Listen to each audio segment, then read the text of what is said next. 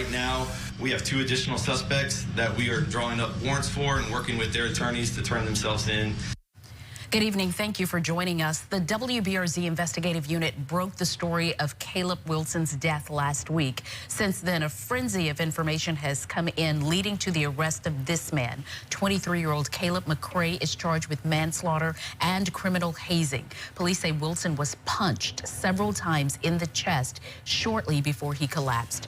When Wilson was finally taken to a hospital, those with him told authorities he got hurt playing basketball at this rec park.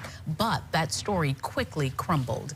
The police investigation led them to this warehouse. Inside, they say Omega Psi Phi pledges were enduring a hazing ritual, with Caleb McCray delivering the punches, which led to Wilson's collapse. The investigative unit's Bess Casserly asking McCray's lawyer some pointed questions.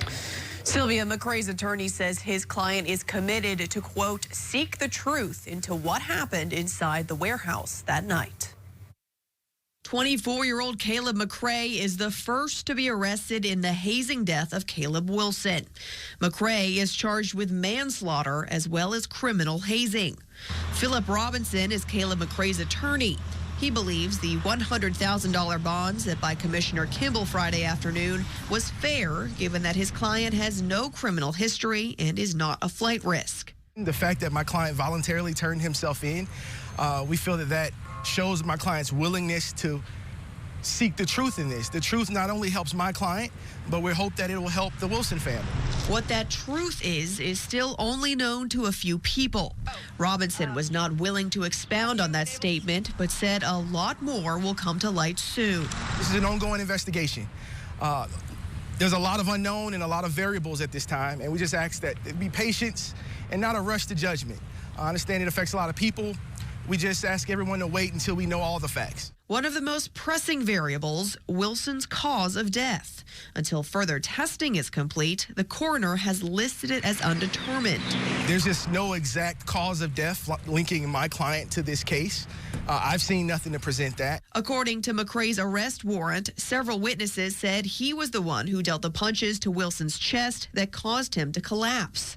Other pledges also received punches from both McCray and 2 other members. I do feel that if the state felt that my client intentionally did anything, we wouldn't be looking at a manslaughter charge. This would be a first-degree or second-degree murder charge. Sources tell us McCray and the 2 others waited 10 to 15 minutes before taking Wilson to the hospital, a 10-minute drive. Baton Rouge Police confirmed today no one at any point called 911. Robinson says he sends his deepest condolences to the Wilson family and that this event has impacted many lives. My client has gone through a traumatic event. My client has lost a friend. There's tragedy all around this situation. We think as the case goes on, more information will come out between their relationship. But this was not a targeted attack on Caleb Wilson by my client. Now, as the fact that the group lied, stating that Wilson got hit in the chest with a basketball at a rec park, Robinson says to his knowledge, his client had nothing to do with that. BRPD Chief T.J. Moore says although there's no law against lying to police, obstruction charges could be added as the investigation proceeds. For the investigative unit, Bess Casserly, WBRZ News 2.